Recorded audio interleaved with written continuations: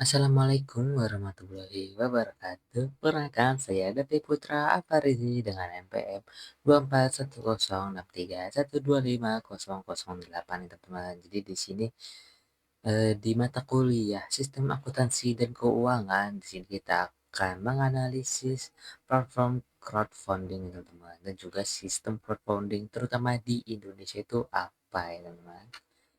Oke, jadi langsung aja nih asal-usul crowdfunding, teman. Jadi konsep crowdfunding ini tuh berawal lama nih, misalnya pada 1976 dengan Grameen Bank oleh Profesor Muhammad Yunus dengan perusahaan tuh microfinance nih. Lalu di tahun 1997 ada Ben Merilion menggalang dana tur via internet, yaitu di Weti Artiser 2000 tahun 2000.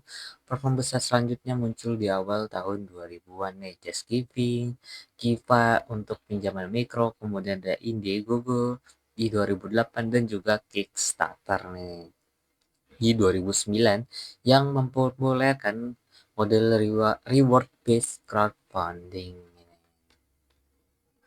Nah, lalu crowdfunding yang berkembang gitu di Indonesia nih. Konsep crowdfunding itu booming sejak gerakan koin peduli Prita di tahun 2009 yang menggalang sumbangan untuk Prita Mulyasari nih. Startup pertama seperti wujudkan.com di tahun 2012 berbasis reward muncul namun gulung tikar di tahun 2017. Kemudian berdiri beberapa platform populer seperti kitabisa.com di 2013 dengan donasi gitu. Ada ayopeduli.id dengan donasi juga dan juga gandengtangan.co.id yaitu P2P lending nih. Misalnya sejak berdiri 2013 kita bisa berhasil menggalang dana sekitar 835 miliar dari jutaan donatur nih di seluruh Indonesia. Lalu peraturan OJK-nya pun mulai mengatur crowdfunding nih, equity crowdfunding 2018 lalu diperluas di tahun 2020 untuk skema berbasis investasi.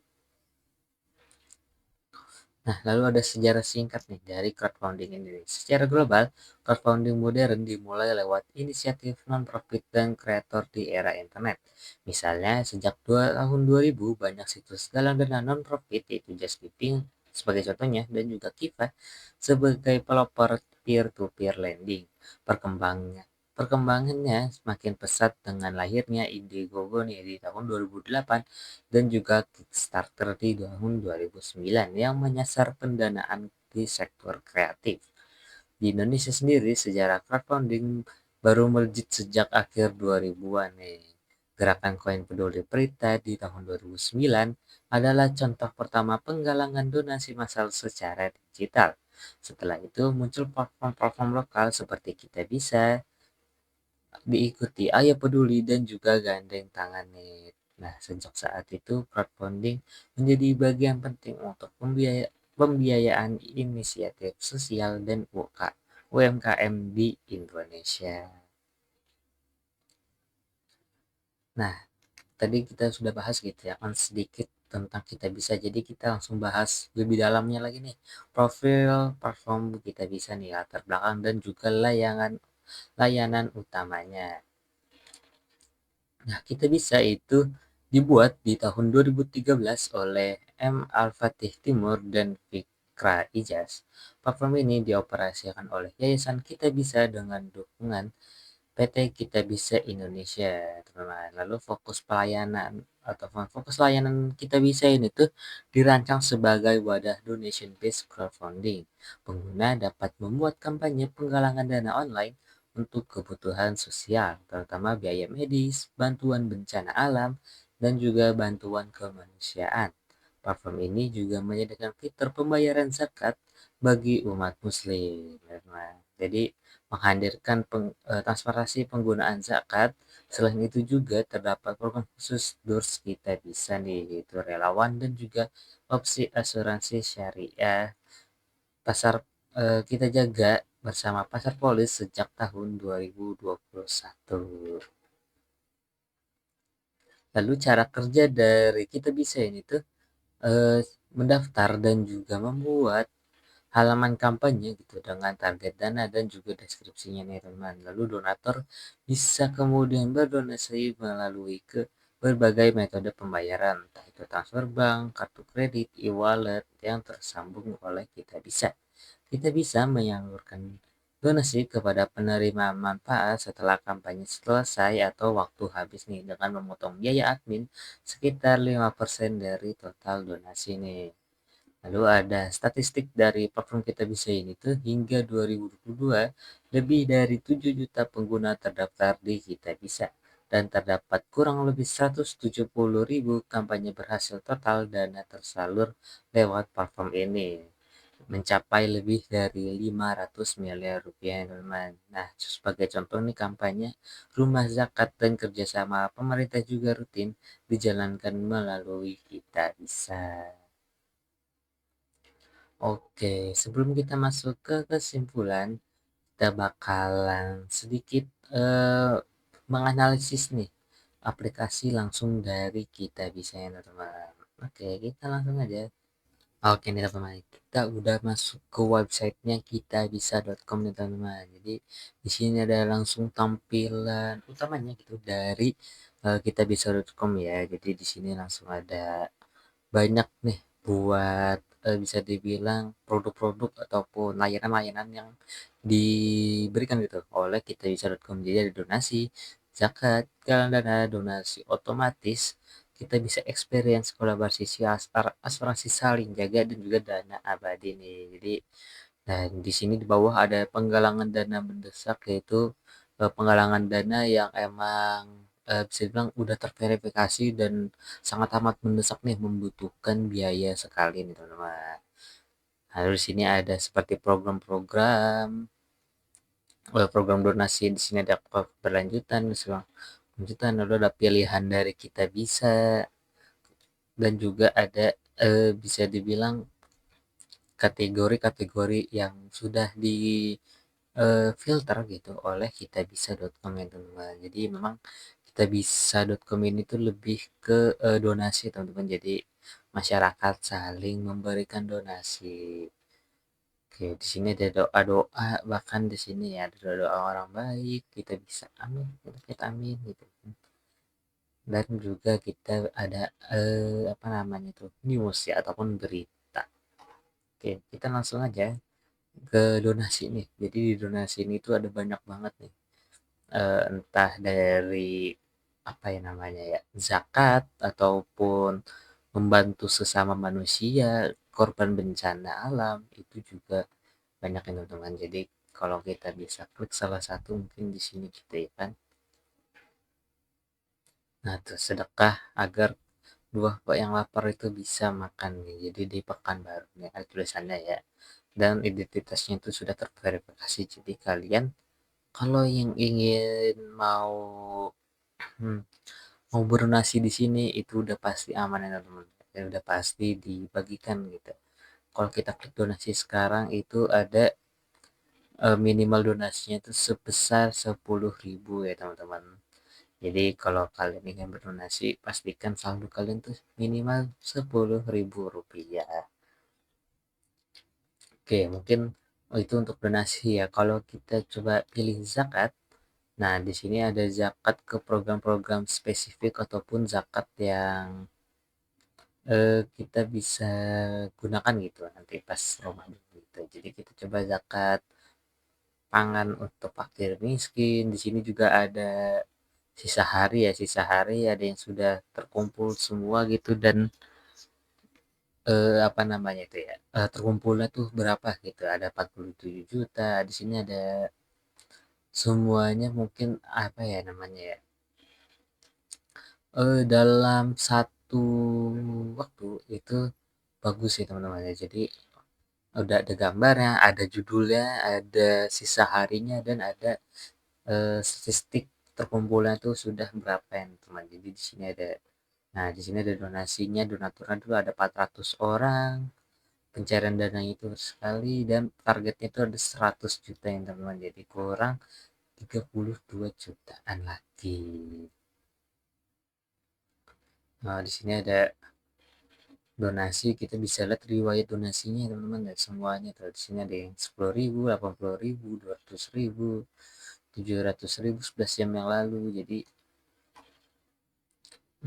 banyak gitu ya teman-teman. Jadi semuanya itu bisa terekam dari platform kita bisa ini teman-teman gitu. Jadi nyanter memberikan donasi itu semuanya terekam gitu ya kan. Jadi nama kalian itu bisa jadi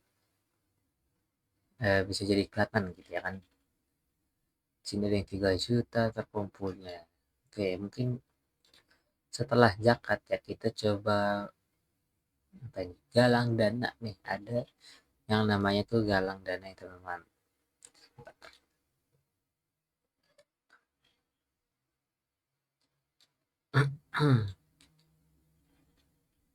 Wah, oh iya, buat kalau galang dana ini berarti kita yang membuat eh, bisa dibilang membuat eventnya nih teman-teman. Jadi kita bisa selain kita mendonasikan, kita bisa menjadi yang menerima donasi nih. Jadi kalau kalian ingin membutuhkan apa ya, di mungkin di tetangga kalian ada yang membutuhkan, ataupun kalian melihat orang yang membutuhkan gitu, kalian bisa buat baru galang dana di kitabisa.com ini teman-teman.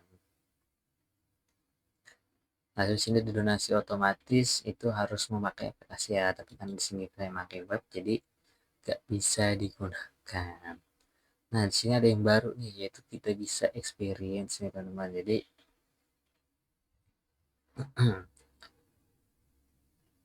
nah, jadi di sini tuh ada event-event gitu, kegiatan-kegiatan berbayar gitu, yang bisa dibilang volunteer ataupun yang memang sebenarnya tuh diperuntukkan buat kita tuh saling membantu ya teman-teman, walaupun kita harus bayar gitu ya kan. Tapi kita juga mendapatkan pengalaman dan juga membantunya teman. Nah, di sini udah habis nih tiket. Jadi banyak kegiatan-kegiatan yang dilakukan gitu oleh kita bisa ini, yang memang buat membantu masyarakat-masyarakat yang memang membutuhkan teman-teman. Lalu ada kolaborasi CSR. Oke, nanti nggak bisa ya. Lalu ada asuransi saling jaga, ini berarti kalian bisa membeli gitu asuransi jiwa ataupun santunan, ataupun kayak ya asuransi itu ke keluarga gitu. Jadi ada 60.000 per tahun, ada 44.000 per tahun.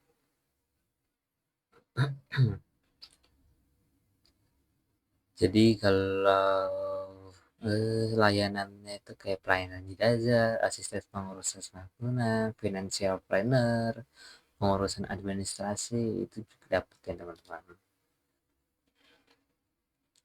Nah, jadi di sini tuh ada semuanya, ada pengurusan jenazah, layanan ambulan, perawatan, dan konsultasi secara gratis nih teman-teman, kan hanya membayar Rp60.000 per tahunnya. Nah, lalu mungkin di sini ada nafbar ya. Kita bakal coba nafbar. Tadi kan udah ya. Buat yang galang dana, donasi saya di sini tuh ada reward ataupun record itu, kayak rekor, lalu donasi berturut-turut, bangun kebiasaan baikmu. Jadi ada target-target gitu bahwa buat kita tuh menjadi orang yang dermawan, teman-teman. Di sini ada inbox, harus download aplikasi terlebih dahulu ya. Lalu ada akun kita ya teman-teman. Jadi di sini ada pengingat donasi, ada kantong donasi. Tadi kita kan donasi otomatis. Lalu ada yang menunaikan zakat, ini memang harus menggunakan aplikasi. Dan juga tentang kita bisa di sini kita bisa lihat teman-teman. Jadi sejauh ini ada 10 juta orang baik ataupun orang yang berdonasi nih teman-teman, dengan galang dana itu ataupun bisa dibilang event ataupun apa ya, acara penggalangan dananya itu lebih dari 1 juta kali ya teman-teman, dengan 3.500 yayasan ataupun lembaga sosial dan 400 perusahaan ataupun brand gitu yang bekerja sama dengan kitabisa.com ya teman-teman. Jadi setiap bulannya itu platform kita bisa tuh memfasilitasi itu lebih dari 2,5 juta transaksi donasi kebaikan dan 28.000 galang dana sosial nih. Dan ada ratusan yayasan lembaga sosial di 34 provinsi dan ribuan pasien yang membutuhkan di 150 rumah sakit di seluruh Indonesia ya teman-teman. Jadi di tahun 2024 gitu kan, di sini ada report tahunnya. Di tahun 2024 Yayasan Kita Bisa itu menyalurkan 830 miliar donasi dari 8 juta donatur dan 400 mitra nih. Dampaknya mencakup 59.000 pohon ditanam, 3.600 ton sampah dikelola, bantuan untuk akses air bersih, layanan medis, dan pendidikan, serta beragam program lainnya, teman-teman. Jadi kita bisanya itu memperkuat tidak tata kelola organisasi berbasis transparansi, perlindungan data, dan akuntabilitas, nih, teman-teman. Jadi supaya kita bisa ini tuh dijalankan gitu sesuai dengan prinsip ISG yang bertujuan pembangunan berkelanjutan ataupun SDGs ya teman-teman. Jadi bisa dibilang buat tahun ini gitu ya kan, perkembangan donasi Kita Bisa itu untuk di tahun ini tuh ada 402 miliar ya teman-teman di tahun 2025 ini saja, dan untuk disalurkannya itu sudah setengahnya nih, yaitu 267 miliar rupiah ya teman-teman. Jadi sangat amat apa ya namanya, sangat amat tinggi gitu ya kan, hanya di tahun ini saja, dan dari periode 1 Januari hingga 30 Juni 2025 nih teman-teman. Nah, buat selama di tahun 2021 itu sebanyak 1,07 triliun, dan yang paling banyak itu di kategori lainnya teman-teman. Lalu yang kedua ada bantuan medis, lalu yang ketiga ada kegiatan sosial, ada kemanusiaan, dan juga ada untuk bencana alam ya teman-teman. Oke, jadi di sini ada sedikit profil Kita Bisa yang masih sama gitu kan, Ijaz dan juga Al-Fatih Timur, dan ada Akmal Sakti, dan juga ada Renaldi Kasali dan Pak Aldi Haryaptono. Oke, mungkin cukup sekian ya buat bisa dibilang analisis aplikasi Kita Bisa dan juga profil gitu. Kita Bisa, perkembangan donasi yang dilakukan gitu oleh kitabisa.com ini gitu selama di tahun ini dan juga di tahun-tahun sebelumnya teman-teman. Jadi kita langsung aja masuk ke kesimpulannya. Oke, di sini ada kesimpulannya nih teman-teman. Jadi crowdfunding itu telah menjadi bentuk baru dari gotong royong digital terutama di Indonesia. Sejak kemunculannya di awal tahun 2010-an, model pendanaan ini berhasil menjembatani masyarakat yang ingin membantu sesama secara cepat, transparan, dan tanpa batas wilayah. Kitabisa.com menjadi contoh nyata keberhasilan penerapan crowdfunding lokal dengan sistem donasi berbasis komunitas, verifikasi kampanye yang cukup ketat, serta dukungan teknologi yang mudah diakses nih. Kita bisa berhasil menjadi mengubah cara masyarakat Indonesia berdonasi dari konvensional menjadi digital nih. Nah, dari analisis yang telah dibahas, kita bisa simpulkan bahwasanya crowdfunding di Indonesia itu berkembang pesat berkat budaya gotong royong dan kemajuan teknologi digital. Kitabisa.com unggul dalam aspek kepercayaan, transparansi, dan kemudahan donasi dengan dampak sosial yang nyata pada ribuan kampanye. Kelemahannya terletak pada biaya administrasi dan ketergantungan pada promosi mandiri penggalang dana. Namun hal ini masih wajar dibandingkan manfaat yang dihasilkan. Nah, studi kasus sukses itu seperti operasi bayi kembar siam dan juga renovasi jembatan menunjukkan kekuatan solidaritas masyarakat Indonesia ketika difasilitasi oleh teknologi yang tepat. Nah, secara keseluruhan kitabisa.com mencerminkan wajah baru filantropi Indonesia, yaitu kolaboratif, transparan, dan berbasis digital. Kedepannya, crowdfunding memiliki potensi besar tidak hanya untuk kegiatan sosial, tetapi juga sebagai solusi pembiayaan kreatif, pendidikan, dan juga pemberdayaan masyarakat. Oke, terima kasih yang telah menonton. Saya David Putra Alfarisi pamit undur diri. Apabila ada salah kata mohon dimaafkan. Wassalamualaikum warahmatullahi wabarakatuh.